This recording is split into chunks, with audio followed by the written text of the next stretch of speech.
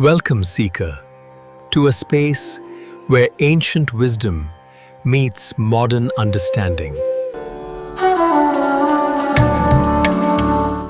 नमस्ते, मैं डॉक्टर सुरेंद्र और मेरे साथ हैं डॉक्टर अनगा। हम साथ मिलकर आपके साथ साझा करेंगे कि कैसे आयुर्वेद का प्राचीन नॉलेज और आर्टिफिशियल इंटेलिजेंस मिलकर आपके स्वास्थ्य और जीवन को एक नई दिशा दे सकते हैं। हम आपको अपना ऑडियो पॉडकास्ट दे रहे हैं जिसे आप कहीं भी कभी भी सुन सकते हैं। तो आइए परंपरा और नई तकनीक को जोड़ते हुए अपनी यात्रा की शुरुआत करें।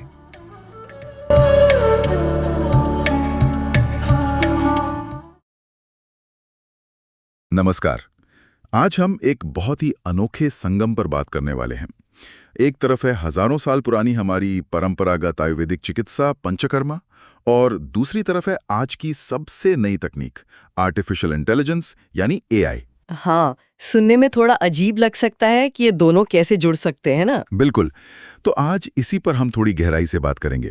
हमारे पास डॉक्टर सुरेंद्र गिरी और डॉक्टर अनगा गोसावी का तैयार किया हुआ एक डिटेल्ड रोड मैप है। जी, इसका टाइटल है AI driven panchakarma automation detailed road map challenges and no code solutions. और इसी दस्तावेज के आधार पर हम आज समझने की कोशिश करेंगे कि कैसे एआई और ये आजकल जो नो कोड सॉल्यूशन चल रहे हैं, मतलब बिना कंप्यूटर कोड लिखे, बिना कोडिंग के ज्ञान के, ये सब पंचकर्मा क्लिनिक चलाने के तौर तरीकों को कैसे बदल सकते हैं। ये वाकई में एक बड़ा बदलाव ला सकता है। सोचिए जरा, मरीज क्लिनिक में आता है, उसका पूरा अपॉइंटमेंट, इलाज, बात की देखभाल सब कुछ ज्यादा व्यवस्थित हो जाए, शायद ज्यादा असरदार भी। और ये सब करने के लिए डॉक्टर को कोई कंप्यूटर प्रोग्रामर बनने की जरूरत नहीं। एग्जैक्टली। तो चलिए देखते हैं स्रोत दस्तावेज में क्या खास बातें हैं। इसमें एक 16 हफ्तों के रोड मैप का जिक्र है। हाँ, 16 हफ्ते। सुनने में तो ये काफी लंबा टाइम लगता है। क्या ये सच में प्रैक्टिकल है? देखिए, ये 16 हफ्ते दरअसल 5 अलग-अलग फेज मतलब चरणों में बटे हुए हैं। और शायद इसका मकसद यही है कि बदलाव धीरे-धीरे हो, एकदम से नहीं। अच्छा। स्रोत साफ कहता है कि पहला चरण जो पहले 2 हफ्ते का है, वो सिर्फ समझने और प्लानिंग पर फोकस करता है। मतलब सीधे टेक्नोलॉजी पर नहीं कूदना? बिल्कुल नहीं। पहले क्लिनिक अपनी मौजूदा पंचकर्म की जो प्रक्रियाएं हैं, जैसे पूर्व कर्म, प्रधान कर्म, फिर पश्चात कर्म, उनको बारीकी से देखें। कहाँ मैनुअल काम है, कहाँ दोहराव है, कहाँ गलतियां होने की गुंजाइश है, इन सबको पहचाने। अच्छा, यानी पहले अपनी कमजोरियां और जरूरतें समझना, और फिर अपने लक्ष्य तय करना। स्रोत किस तरह के लक्ष्यों की बात करता है? बिल्कुल, स्रोत के हिसाब से लक्ष्य एकदम साफ होने चाहिए। जैसे कागजी काम कम करना है, अपॉइंटमेंट में जो गड़बड़ी हो जाती है उसे रोकना है, मरीज ठीक से निर्देशों का पालन करे ये पक्का करना है। और डेटा? आजकल डेटा की बहुत बात होती है। हाँ, सबसे अहम, जो डेटा इकट्ठा हो रहा है उसका विश्लेषण करके कुछ सीखा जाए। और इसी शुरुआती फेज में ये भी तय करना है कि डेटा सुरक्षित कैसे रहेगा, कौन सी जानकारी कहाँ जाएगी, और क्या इसे EHR मतलब इलेक्ट्रॉनिक हेल्थ रिकॉर्ड्स, वो मरीजों का डिजिटल रिकॉर्ड वाला सिस्टम, वही, या फिर SMS भेजने वाले सिस्टम्स, इन सब से जोड़ने की जरूरत पड़ेगी या नहीं। समझ गया। तो एक बार नींव पक्की हो गई, उसके बाद हफ्ते 3-4 में फिर तकनीक चुनने की बारी आती है। स्रोत यहाँ किन टेक्नोलॉजीज के बारे में बताता है? क्या बहुत मुश्किल सिस्टम लगाने पड़ते हैं? यहीं पर नो कोड की अहमियत सामने आती है। स्रोत का सुझाव है कि ऐसे प्लेटफॉर्म चुने जिनमें कोडिंग की जरूरत ही ना हो। अच्छा। एक central no code workflow engine की बात की गई है। उदाहरण के तौर पे कैरागॉन का नाम है। ये एक ऐसा सिस्टम है जो हिपा यानी अमेरिका के स्वास्थ्य डेटा प्राइवेसी नियमों का भी पालन करता है। कैरागॉन? इसे आप ऐसे समझ सकते हैं कि जैसे डिजिटल बिल्डिंग ब्लॉक्स होते हैं ना, बस उन्हें जोड़ कर आप अपनी जरूरत के हिसाब से प्रक्रियाएं बना सकते हैं। कोड लिखने की जरूरत नहीं। और ये 300 से ज्यादा अलग अलग हेल्थ केयर सिस्टम से जुड़ भी सकता है। कमाल है। और एआई का क्या रोल बताया गया है इसमें, खासकर वो शेड्यूलिंग वाली बात? वो बहुत महत्वपूर्ण है। अपॉइंटमेंट तय करना और फिर मरीजों का ना आना, जिसे नो शो कहते हैं, ये पंचकर्म जैसी लंबी चलने वाली थेरेपी में एक बड़ी चुनौती है। बिल्कुल। तो इसके लिए एआई आधारित शेड्यूलिंग टूल का जिक्र है, जैसे वेराडिगम का उदाहरण दिया है। ये न सिर्फ अपॉइंटमेंट सेट करता है बल्कि खाली स्लॉट्स का अंदाजा लगाकर उन्हें भरने की कोशिश भी कर सकता है। और रिमाइंडर भेजने के लिए भी एआई का इस्तेमाल। जैसे इंटेलेक्टिक्स वॉइस एआई का नाम है, जो वॉइस रिमाइंडर मतलब आवाज वाले रिमाइंडर भेज सकता है अपॉइंटमेंट कंफर्म करने या बदलने के लिए। स्रोत के दावा करता है कि इससे नो शो 40% तक कम हो सकते हैं। 40%? वाकई ये तो बहुत बड़ा नंबर है। ये तो सिर्फ सुविधा की बात नहीं रही, ये तो क्लिनिक की पूरी एफिशिएंसी पर असर डाल सकता है। बिल्कुल। और मरीजों से जुड़े रहने के लिए, उनसे बातचीत के लिए? उसके लिए चैटबॉट्स का सुझाव है। व्हाट्सएप एआई चैटबॉट का खास तौर पर जिक्र है। इसका इस्तेमाल सवाल जवाब के लिए, तैयारी कैसे करनी है या इलाज के बाद क्या ध्यान रखना है, ये बताने के लिए हो सकता है। व्हाट्सएप तो आजकल सब इस्तेमाल करते हैं। वही तो। स्रोत कहता है कि इसकी ओपन रेट 98% है, मतलब लगभग हर मरीज भेजा हुआ मैसेज देखता है। दूसरे चैटबॉट प्लेटफॉर्म्स जैसे बॉटप्रेस या कैपमाइंड्स का भी जिक्र है, जो लक्षणों की जांच में या दवा के रिमाइंडर देने में मदद कर सकते हैं। और डेटा विश्लेषण की बात, आयुर्वेद में तो हर मरीज अलग होता है, बहुत व्यक्तिगत उपचार होता है। क्या एआई इसमें भी कुछ मदद कर सकता है? स्रोत तो कहता है हाँ। ड्रैपकोड या ब्लेस्टेट जैसे नो कोड एआई टूल्स का जिक्र है, जो प्रिडिक्टिव एनालिटिक्स कर सकते हैं, मतलब भविष्य का अनुमान लगाने वाला विश्लेषण। जैसे कि? उदाहरण के लिए ये मरीज के रिस्क फैक्टर्स को देख सकता है या पिछले मरीजों का डेटा एनालाइज करके ये सुझाव दे सकता है कि उपचार के बाद का जो आहार होता है, सांसर्जन क्रम, उसे इस खास मरीज के लिए कैसे बेहतर बनाया जाए। अच्छा, ये तो काफी उपयोगी हो सकता है। और क्लिनिक कैसा परफॉर्म कर रहा है, इसे ट्रैक करने के लिए गूगल चार्ट्स जैसे टूल या फिर प्लेटफॉर्म में ही बने डैशबोर्ड की बात की गई है। इनसे पता चल सकता है कि इलाज कितना सफल हो रहा है या मरीजों की अग्नि मतलब पाचन शक्ति में औसतन कितना सुधार दिख रहा है। इन्हें केपीआईज कहते हैं, की परफॉर्मेंस इंडिकेटर्स। केपीआईज यानी क्लिनिक की सेहत मापने के पैमाने। ठीक है, तो पहले समझना, फिर सही टूल चुनना, इसके बाद क्या? रोडमैप में आगे क्या है? इसके बाद तीसरा चरण है हफ्ते 5 से 8 तक। इसमें प्रोटोटाइप बनाना और इंटीग्रेट करना होता है। प्रोटोटाइप मतलब एक छोटा मॉडल? हाँ बिल्कुल।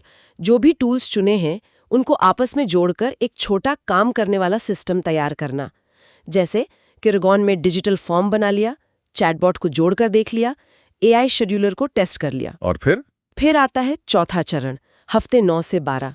ये है टेस्टिंग और सुधार का फेज। इसमें असली मरीजों के साथ, शायद 5-10 मरीजों के साथ इस सिस्टम को पायलट टेस्ट किया जाता है। अच्छा, रियल वर्ल्ड टेस्टिंग। हाँ, देखा जाता है कि एआई रिमाइंडर ठीक से जा रहे हैं या नहीं, शेड्यूलिंग में कोई गड़बड़ तो नहीं हो रही, डेटा सही से रिकॉर्ड हो रहा है, और सबसे ज़रूरी, डॉक्टरों और थेरेपिस्ट से फीडबैक लिया जाता है कि उन्हें इसे इस्तेमाल करने में कैसा लग रहा है, क्या दिक्कतें आ रही हैं। और उनके फीडबैक के आधार पर बदलाव किए जाते हैं। बिल्कुल। एआई के ट्रिगर ठीक करना, रिमाइंडर कितनी बार भेजना है, उसे एडजस्ट करना, डैशबोर्ड को और बेहतर बनाना, ये सब इसी फेज में होता है। और आखिर में 16वें हफ्ते तक 5वां और आखिरी चरण है हफ्ते 13 से 16। इसमें सिस्टम को पूरी तरह से लागू किया जाता है, पूरे क्लिनिक के स्टाफ के लिए रोल आउट। सबको ट्रेनिंग दी जाती है, वर्कफ्लो कैसे इस्तेमाल करना है, चैटबॉट से कैसे इंटरैक्ट करना है, एनालिटिक्स डैशबोर्ड कैसे देखना है। ट्रेनिंग भी जरूरी है। बहुत जरूरी है। स्रोत उपयोगकर्ता मैनुअल, वीडियो ट्यूटोरियल और मदद के लिए सपोर्ट चैनल बनाने पर भी जोर देता है। तो आप देखें, ये एक सोची समझी स्टेप बाय स्टेप प्रक्रिया है, एकदम से सब कुछ बदलने की कोशिश नहीं है। ये सुनने में तो वाकई काफी व्यवस्थित और प्रैक्टिकल लग रहा है। पर अब थोड़ा असलियत में आते हैं।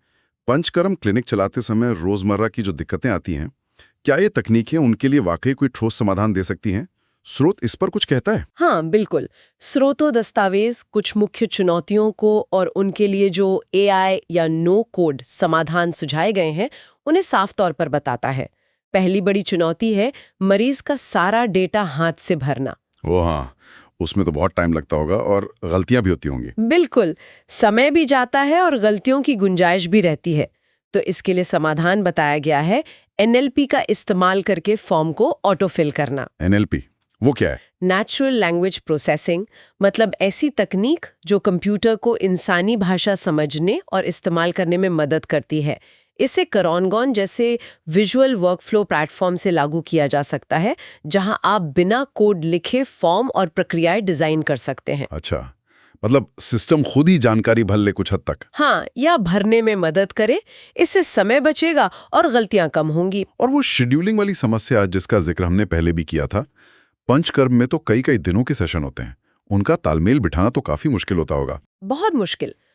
तो जैसा हमने पहले बात की, वेराजीएम जैसे एआई पावर्ड अपॉइंटमेंट ऑप्टिमाइजर और प्रिडिक्टिव रिमाइंडर्स का इसका समाधान है। प्रिडिक्टिव रिमाइंडर मतलब ये सिर्फ रिमाइंडर नहीं भेजते। स्रोत के अनुसार ये एआई सिस्टम ये अनुमान भी लगा सकता है कि कौन से मरीज शायद अपॉइंटमेंट मिस कर सकते हैं। ओह, कैसे? पिछले पैटर्न के आधार पर या मरीज के प्रोफाइल के आधार पर, और फिर शायद उसी हिसाब से शेड्यूलिंग में कुछ एडजस्टमेंट करे या क्लिनिक को अलर्ट करे। वो जो 40% नो शो कम होने का दावा है, वो शायद इसी तरह की इंटेलिजेंस से आता है। ये तो बहुत एडवांस लग रहा है। एक और बात जो आयुर्वेद में बहुत जरूरी होती है, मरीज निर्देशों का ठीक से पालन करें, खासकर खाने पीने और लाइफस्टाइल को लेकर।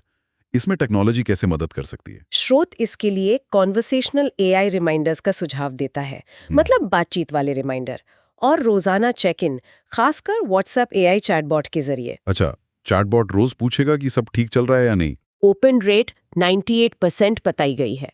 ये लगातार जुड़ाव मरीजों को मोटिवेटेड रख सकता है और उन्हें नियम फॉलो करने में मदद कर सकता है। ये बात तो सही है। अच्छा, और मरीज की प्रगति मतलब प्रोग्रेस को ट्रैक करना, वो भी एक चुनौती होती होगी, खासकर जब डेटा अलग अलग फाइलों या रजिस्टरों में लिखा जाता हो। बिल्कुल सही कहा।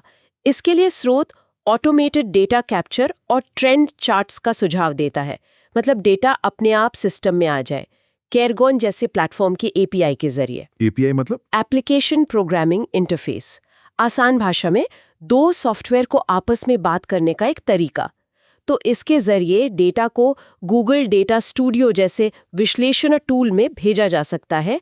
डॉक्टर फिर एक ही जगह पर देख सकते हैं कि मरीज का वजन कैसे बदल रहा है या लक्षणों में क्या सुधार आ रहा है। ट्रेंड्स दिख जाते हैं। हर मरीज के लिए प्रोटोकॉल को थोड़ा बदलना पड़ता है, उसे पर्सनलाइज करना पड़ता है। इसमें तो डॉक्टरों को काफी दिमागी मेहनत लगती होगी। हाँ, इसे स्रोत प्रोटोकॉल कस्टमाइजेशन फटीग कहता है, मतलब एक ही तरह का काम बार बार करने से होने वाली थकान। स्रोत बताता है कि ड्रॉपकोड जैसे एआई प्लेटफॉर्म इसमें भी मदद कर सकते हैं। एआई प्रोटोकॉल बताएगा? बताए गए नहीं, शायद सुझाव देगा। ये मरीज के डेटा के आधार पर प्रोटोकॉल के टेम्पलेट सुझा सकता है। देखिए, यहाँ ये समझना बहुत जरूरी है कि एआई डॉक्टर की जगह नहीं ले रहा, वो बस एक सहायक है, डिसीजन लेने में मदद कर रहा है। ठीक है, ये महत्वपूर्ण पॉइंट है। और रिपोर्ट बनाने का बोझ, समरी लिखना, डॉक्यूमेंटेशन करना, वो भी कम हो सकता है।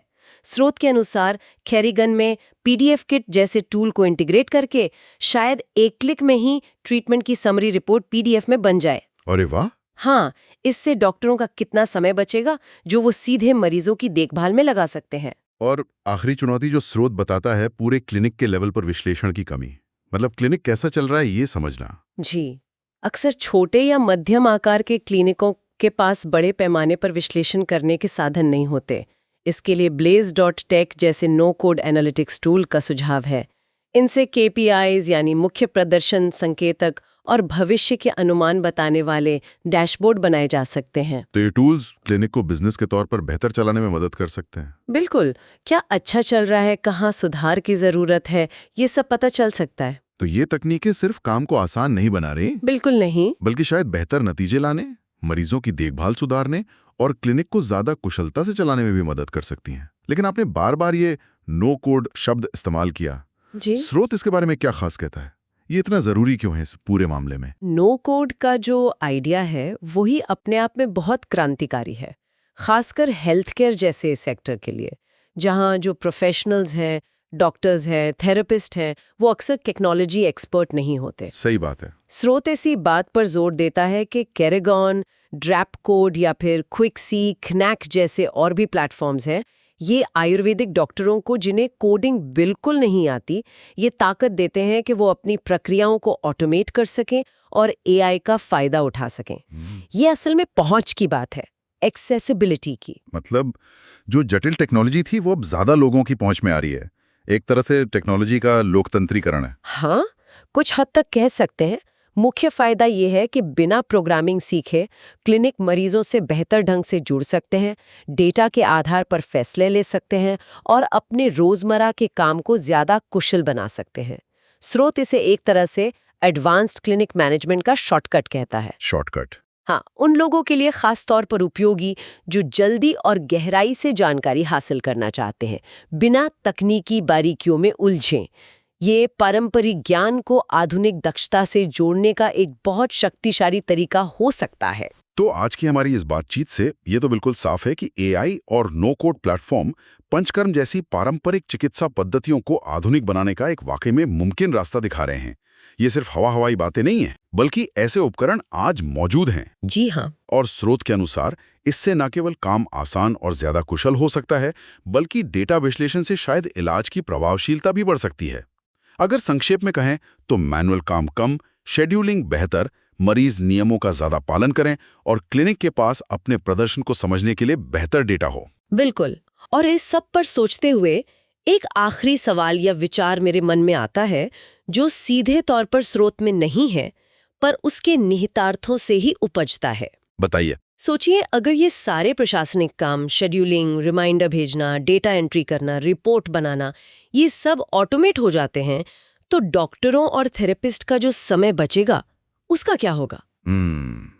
अच्छा सवाल है। क्या वो उस खाली समय का इस्तेमाल आयुर्वेद की जो असली ताकत है, यानी मरीज के साथ वो व्यक्तिगत जुड़ाव, उनकी प्रकृति विकृति को और गहराई से समझना, उपचार के दौरान वो मानवीय स्पर्श देना, क्या इस पर वो और ज्यादा ध्यान दे पाएंगे? ये तो एक बहुत सकारात्मक संभावना लगती है। हाँ, या फिर एक और संभावना सोचिए, अगर बहुत सारे क्लिनिक इस तरह की ऑटोमेटेड प्रणाली अपना लेते हैं, तो क्या उनके डेटा को बेशक गुमनाम रखते हुए, प्राइवेसी का ध्यान रखते हुए, मिलाकर बड़े पैमाने पर विश्लेषण किया जा सकता है? मतलब बहुत सारे क्लिनिकों का डेटा एक साथ। हाँ, क्या इससे हमें अलग अलग तरह के मरीजों में पंचकर्म कितना असरदार है, कौन से प्रोटोकॉल किस स्थिति में बेहतर काम करते हैं, या किन बीमारियों में इसका सबसे ज्यादा फायदा है, क्या इस पर हमें ऐसी गहरी समझ मिल सकती है जो पहले कभी मुमकिन ही नहीं थी? ये तो रिसर्च के लिए एक नया दरवाजा खुल सकता है। बिल्कुल। ये सवाल सीधे तौर पर स्रोत में नहीं पूछे गए हैं, पर ये तकनीक जो क्षमताएं हमारे सामने रख रही है, वो हमें इन भविष्य की संभावनाओं पर सोचने को मजबूर जरूर करती हैं।